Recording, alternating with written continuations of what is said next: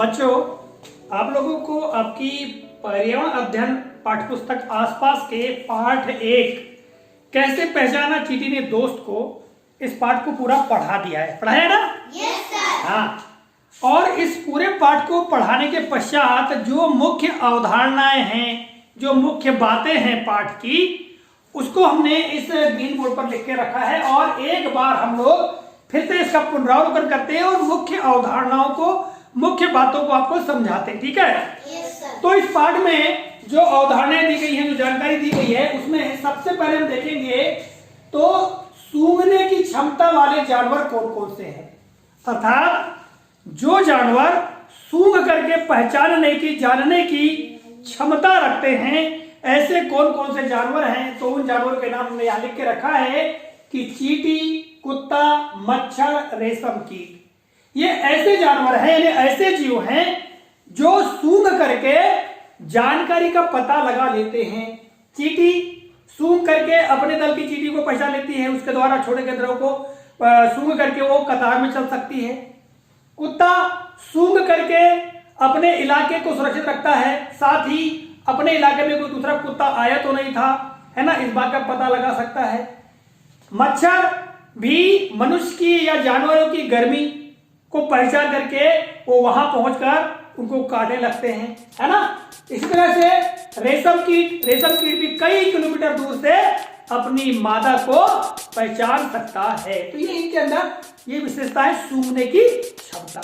बच्चों यहां पर देखिए, चींटी, मच्छर, इसके लिए हमने जानवर का प्रयोग किया है क्योंकि पर्यावरण अध्ययन पाठ्यपुस्तक में इन सब जीवों के लिए जानवर का ही प्रयोग किया गया है। ठीक है? Yes sir. फिर दूसरा बिंदु देखिएगा, दूर से साफ साफ देखने की क्षमता वाले जानवर। ऐसे कौन कौन से जानवर अर्थात कौन कौन से जीव हैं जिनमें दूर से ही साफ साफ देखने की क्षमता है? तो वो है बाज, चील और गिद्ध। ये ऐसे पक्षी हैं जो खूब ऊंचाई पर उड़ते हैं, उसके बावजूद भी नीचे अगर छोटी से छोटी कोई चीज है तो उनको स्पष्ट दिखाई दे देती है और वो ऊपर से झपट्टा मार करके उसको पकड़ लेते हैं, है ना। Yes sir. जैसे नीचे कोई छोटा चूहा चल रहा है और बाज मान लो बहुत ऊपर उड़ रहा है तो उसको दिख जाता है, साफ साफ देख लेता है कि चूहा चल रहा है और झपट्टा मारकर उसको वह पकड़ लेता है ना। तो दूर से देखने की क्षमता बाज, चील और गिद्ध, ये याद रखना है आप लोगों को। ठीक है? Yes sir. हाँ। तीसरा है सुनने की क्षमता वाले जानवर, यानी जो बिल्कुल हल्की से हल्की आवाज को भी सुन लेता है, ऐसी क्षमता होती है कुत्ता में। ठीक है? आपने देखा होगा कई बार कोई जगह कुत्ते सोए रहते हैं और तुम धीरे से जाओगे ऐसा करके तो भी कुत्ता जो है तुम्हारी पदचाप को अथवा तुम्हारे पैरों की आवाज को वह सुन लेता है और झट से उड़ जाता है ना। Yes sir. चौथा बिंदु है नर रेशम कीट अपनी मादा की गंध कई किलोमीटर दूर से पहचान लेता है। जैसा हमने यहां पर आपको बताया, रेशम कीट में सूंघने की क्षमता है ना, यानी जो रेशम का कीट, जो रेशम बनाने वाला कीड़ा होता है, वो कीड़ा अपनी मादा को कई किलोमीटर दूर है उसके बाद भी वह उसको पहचान लेता है। ठीक है? ऐसी क्षमता होती है रेशम कीट में। पांचवा बिंदु है कुत्ते अक्सर यहां वहां सूंघते और मलमूत्र करते हैं। वे ऐसा अपने इलाके में दूसरे कुत्ते के आने का पता लगाते हैं। तुमने देखा होगा कुत्तों को कहीं पर भी वो मलमूत्र करते रहते हैं, है ना। कोई अच्छी ऊंची जगह दिखी, कोई पेड़ दिखा, कोई मतलब ऐसी ऊंची जगह टीला दिखा तो वहीं पर वो पेशाब करने लगते हैं, है ना। तो ऐसा क्यों करते हैं?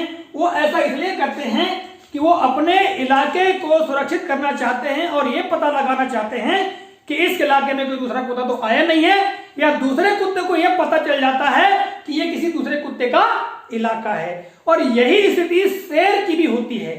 ठीक है? शेर जंगलों में भी ऐसे मलमूत्र करते रहते हैं और वो अपने इलाके को सुरक्षित करते हैं। ठीक है? और उनके मलमूत्र को सूंघ करके कोई दूसरा शेर है तो समझ जाता है कि यहाँ कोई दूसरे क्षेत्र का इलाका, दूसरे शेर का इलाका है। ठीक है? तो ये जो जानवर हैं इसके लिए ऐसा करते हैं। ठीक? Yes sir. आगे है छठवां बिंदु, जिस गंध को हमारा मन ज्यादा गंदा मानता है वह हमें ज्यादा परेशान करता है। यदि कोई गंध है, ठीक है, यदि बेकार गंध है, दुर्गंध है और हमारा मन मानता है कि कोई बहुत ज्यादा गंदा है, तो फिर वो हमको गंद ही लगती है, यानी वो ज्यादा परेशान करती है। किंतु यदि कोई दुर्गंध भी है और यदि हमारा मन कहता है कि नहीं ज्यादा गंदा नहीं है, मान लो, है ना, तो फिर हमको ज्यादा परेशानी नहीं होती है उस गंध से। तो ये हमारी मानसिक स्थिति के ऊपर भी डिपेंड करता है। जैसा कि पाठ में सुशीला के बच्चे और उसके बहन के बच्चे की पोटी के बारे में जानकारी दिए थे ना आप लोगों को। Yes sir. हाँ, तो वही बात है कि जिस गंध को हमारा मन मानता है कि ये ज्यादा गंदा है तो हमें वो ज्यादा परेशान करता है ना। सातवां है, पक्षियों में एक ही समय पर दो अलग अलग चीजों पर नजर डालने की क्षमता होती है, क्योंकि उनकी आंखें सिर के दोनों ओर होती हैं। जब पक्षी सामने देखते हैं तब इनकी नजर एक ही वस्तु पर होती है। बच्चों, पक्षी की एक विशेषता होती है, जितने पक्षी आपने देखा होगा उन पक्षियों की आंखें सिर के दोनों तरफ, एक आंख इस तरफ एक आंख इस तरफ होती है। Yes sir. हाँ, तो इस विशेषता के कारण वो एक ही समय पर दो अलग अलग वस्तुओं को देख सकते हैं, इस आंख से इधर वाली वस्तु को, इस आंख से इधर वाली वस्तु को, ठीक है। Yes sir. और जब वो सामने की ओर कोई वस्तु है उसी वस्तु पर ध्यान केंद्रित करेंगे तब उसको एक ही वस्तु दिखाई देती है। याद रखना आप लोगों को, ठीक है। हाँ, आगे है आठवां बिंदु, जो जानवर रात्रि को जागते हैं उन्हें केवल काला और सफेद रंग दिखाई देता है, जैसे चूहा, उल्लू। बच्चों, जो जानवर, जो जीव रात के समय जागते हैं, शिकार करते हैं, यहां वहां घूमते फिरते हैं, तो ऐसे जंतुओं को केवल दो ही रंग दिखाई देते हैं, एक काला और दूसरा सफेद। श्वेत श्याम रंग ही देख पाते हैं, जैसे कि चूहा, चूहा रात को एक घूमता रहता है यहां वहां। उल्लू है ना, चमगादड़, ये रात को विचरण करने वाले जीव हैं, घूमने फिरने वाले। तो ऐसे जीवों को केवल दो ही रंग दिखाई देता है। हमको देखो कितने सारे रंग दिखाई देते हैं, है ना। Yes sir. सैकड़ों रंग हमको दिखाई देते हैं, किंतु जो जीव रात्रि के समय घूमते हैं या शिकार करते हैं, ठीक है, अपने भोजन की तलाश करते हैं, ऐसे जीवों को केवल दो ही रंग दिखाई देते हैं, जैसे कि चूहा, उल्लू। नौवां बिंदु है, जानवर जैसे कि लंगूर, बंदर, कुछ पक्षी खतरे की स्थिति में अपने साथियों को सचेत करने के लिए विशेष आवाजें निकालते हैं। मछलियां खतरे की चेतावनी एक दूसरे को बिजली तरंगों से देती हैं। देखिए, ऐसा नहीं कि केवल मनुष्य ही खतरे को भांपता है या मनुष्य को ही खतरे की जानकारी होती है और दूसरे को लोगों को सचेत करता है, ऐसा नहीं है। कुछ जानवर हैं जैसे कि लंगूर हो गया, बंदर हो गया, और कुछ ऐसे पक्षी हैं, यदि कोई खतरा मंडरा रहा है कि देखा कोई, भाई बंदरों ने देखा या लंगूर ने देखा कोई शेर आके खड़ा है, शिकार करना चाहता है, तो वह विशेष प्रकार की आवाजें निकालते हैं और अपने दूसरे साथियों को सचेत करते हैं कि भाई खतरा है ना। Yes sir. तो खतरा के समय वो अलग टाइप की आवाज करते हैं और बाकी समय में अलग प्रकार की आवाज निकालते हैं।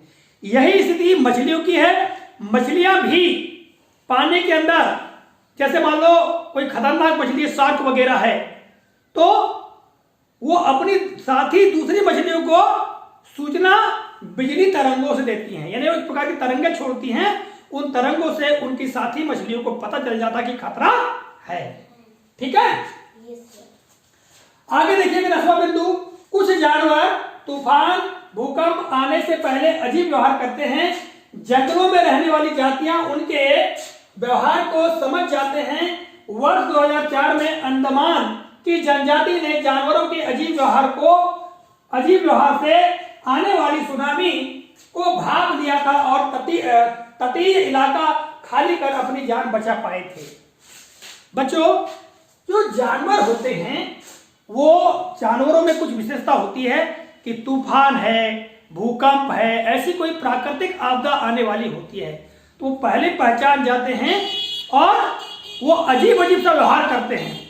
तो अजीब अजीब सा व्यवहार करने को कुछ जनजातियां जो जंगलों में रहती हैं वो समझ जाती हैं कि भई ये जानवर ऐसा व्यवहार कर रहे हैं तो जरूर कोई प्राकृतिक आपदा आने वाली है, कोई मुसीबत आने वाली है, और वो बच भी जाते उस बात को समझते हुए। 2004 में जो सुनामी आई थी, उस सुनामी में अंडमान जो द्वीप है हमारे भारत का, ठीक है, यस सर।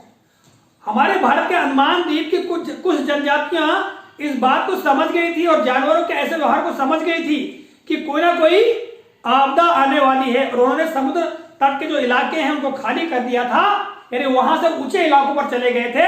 और जब सुनामी आई थी, सुनामी मतलब समुद्र की ऊंची ऊंची बहुत ऊंची ऊंची लहरें आई थी और जो तट का इलाका, तटीय इलाका, उसको डुबा ली गई थी और बहुत सारे लोगों की जान चली गई थी।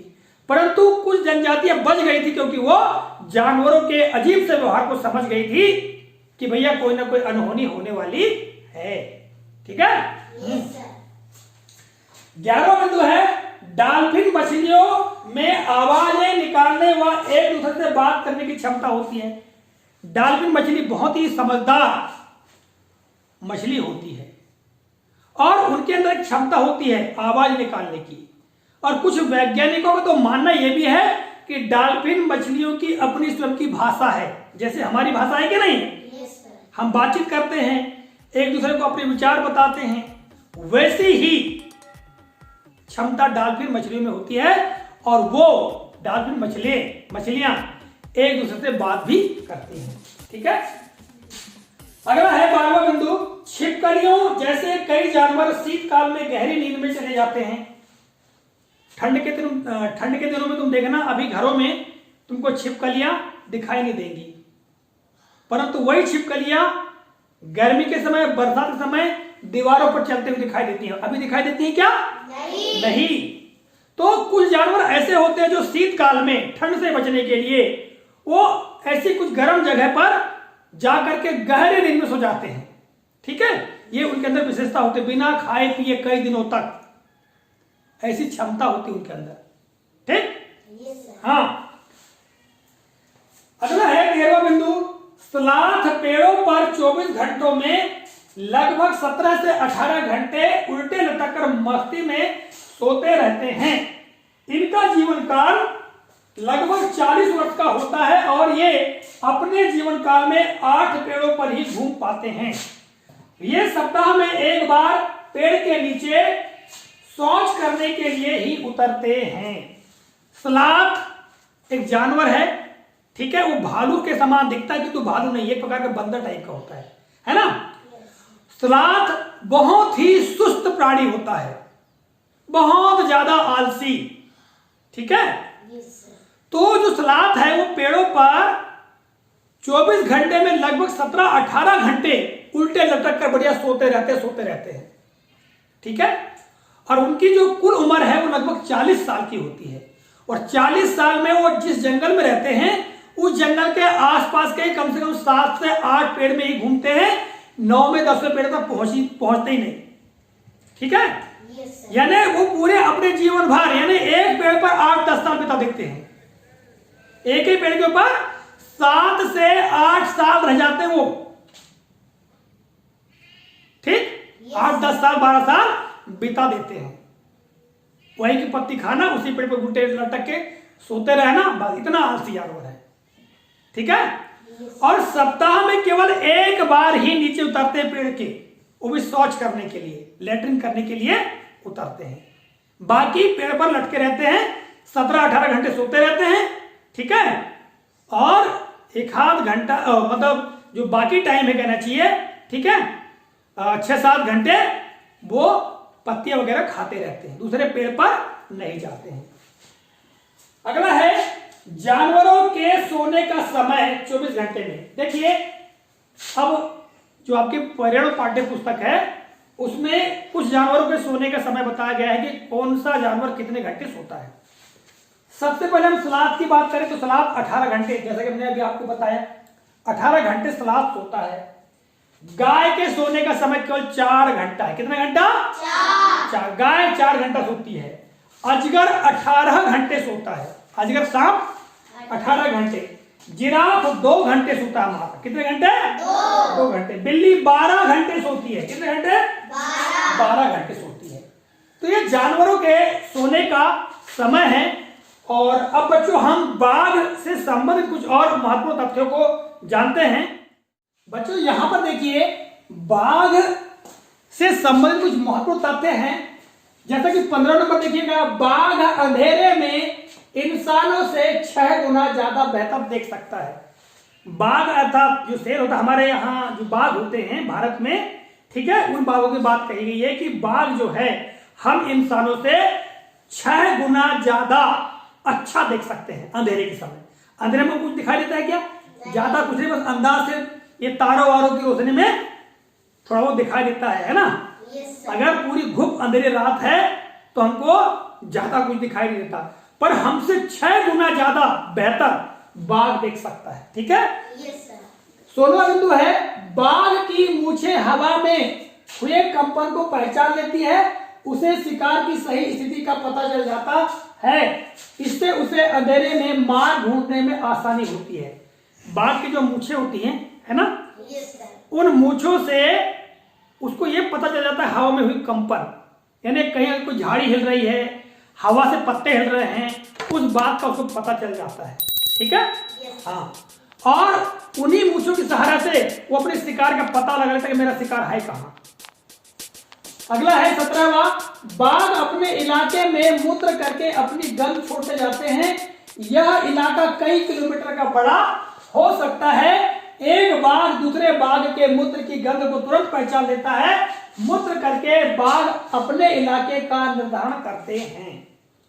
बाघ भी मलमूत्र करते कुत्ते के समान और उनका इलाका निर्धारित रहता है। और देखिए जो इलाका होता है कई किलोमीटर लंबा चौड़ा होता है। ठीक है, और अपने इलाके में मलमूत्र करते रहते हैं। वो ऐसा क्यों करते हैं? वो अपने इलाके का निर्धारण करते हैं कि भाई ये मेरा इलाका है। यदि उस इलाके में कोई दूसरा बाघ आता है और मलमूत्र को सूंघता है तो उसको समझ में आ जाता है कि कोई दूसरे बाघ का मलमूत्र है। और जब बाघ स्वयं के मलमूत्र को सूंघता है तो समझ जाता है कि मेरा मलमूत्र है, किंतु वो दूसरे बाघ के मलमूत्र को सूंघता है तो समझ में जाता है कि ये दूसरे बाघ का मलमूत्र है। ठीक है, Yes, sir. फिर है 18वां बिंदु, बाघ भौंके के अनुसार अपनी आवाज बदलते रहता है। क्रोध में बाघ की आवाज अलग होती है और वहीं बाघिन को बुलाना हो तो उसकी अलग आवाज होती है। वह कभी गुर्राता है तो कभी करहाता है। बाघ की आवाज कई किलोमीटर दूर से सुनी जा सकती है। बाघ जो है वो मौके के अनुसार, अवसर के अनुसार आवाज निकालता है, दहाड़ता है। ठीक है, Yes, sir. जब वो क्रोध में दहाड़ता है तो उसकी आवाज अलग होती है, क्योंकि जब बाघिन को बुलाना होता है ना, तब उस समय अलग प्रकार की आवाज निकालता है। और ध्यान ये रखना है आपको कि जो बाघ की आवाज है वो कई किलोमीटर दूर से सुनी जा सकती है। समझ गए कितनी शक्तिशाली आवाज है उसकी? बात समझ में आ रही है? Yes, sir. हाँ, और बाघ जो है कभी गुर्राता है, कभी करहाता है, तो इस प्रकार की उसकी आवाजें होती है। 19वां बिंदु है बाघ हवा से पत्तों के हिलने व शिकार से झाड़ियों के हिलने की आवाज को पहचान सकता है। बाघ के कान बाहर की आवाज को सुनने के लिए अलग अलग दिशाओं में घूम सकते हैं। बाघ के अंदर एक क्षमता होती है कि यदि झाड़ियों में कोई उसका शिकार, कोई हिरण है, कोई बंदर है, कुछ छिपा हुआ है मान लो, तो पहचान लेता है कि यहां कोई ना कोई जानवर है। कि जब कोई झाड़ी हवा से हिलती है तो उसको भी पहचान लेता है कि हवा से हिल रही है, यहां कोई जानवर नहीं है। बाघ के जो कान होते हैं ऐसे, वो कान जो आवाज है उस आवाज को एकत्रित करते हैं और वो अलग अलग दिशा में उसके कान घूमते रहते हैं आवाज को सुनने के लिए। बात समझ आ रही है? Yes. हाँ, और अंतिम बिंदु है सरकार ने बाघों की सुरक्षा के लिए देश में कई पार्कों की व्यवस्था की है। उत्तराखंड में जिम कॉर्बेट नेशनल पार्क और राजस्थान के भरतपुर में घाना पार्क की स्थापना की है। देखिए बाघ इतना खतरनाक जानवर होते हुए भी आज वो विलुप्त होने की कगार पर है, उनकी संख्या बहुत कम हो चुकी है। तो सरकार ने उनको बचाने के लिए हमारे देश में कई पार्कों की स्थापना की है। ठीक है, जहां पर स्वतंत्रता पूर्वक बाघ विचरण करते हैं, उनको वहां मारना बिल्कुल मनाही है। ठीक, तो इसी तरह से उत्तराखंड की बात करें, उत्तराखंड हमारे देश का एक राज्य है, वहां पर जिम कॉर्बेट नेशनल पार्क की स्थापना की गई। वहीं राजस्थान के भरतपुर में घाना पार्क की स्थापना हुई है शेरों की सुरक्षा के लिए। ठीक है, Yes, sir. तो बच्चों ये आपकी पर्यावरण अध्ययन पाठ पुस्तक के कैसे पहचाना चींटी ने दोस्त को पाठ की प्रमुख अवधारणाएं थी, प्रमुख जानकारियां थी। यही सारी बातें पूरे पाठ में दी गई हैं अलग अलग गतिविधियों में, है ना। हमने आपको सारी बातें समझा दिया है, ठीक है? Yes. समझ में आ गया आप लोगों को? Yes, sir. बहुत बढ़िया, ताली बजाइए, शाबाश।